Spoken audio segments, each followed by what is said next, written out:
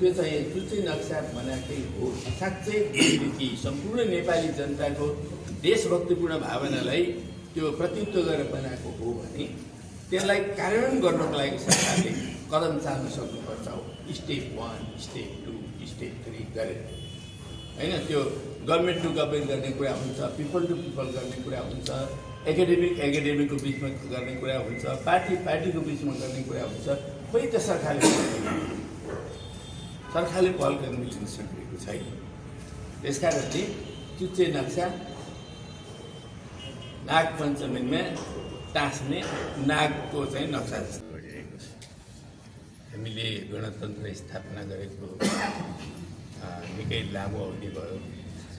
62-63 को परिवर्तन भएको अब 2 दशक पुग्नै लागेको छ। यो लामो अवधिमा देशले फड्को मारेर विकास गर्ला भन्ने आम जनताको अपेक्षा थियो। हामीले एउटा ठुलो काम चाहिँ गऱ्यौँ, संविधान बनायौँ। यो गणतन्त्रको संविधान हो। अहिले हामीले बनाएको संविधान भनेको यो कुनै राजा महाराजाहरूले हाल हुकुम गरेर बनाएको संविधान होइन। नेपाली जनताले आफ्ना प्रतिनिधिहरू निर्वाचन गरेर संविधान सभाबाट बनाएको संविधान अहिले छ।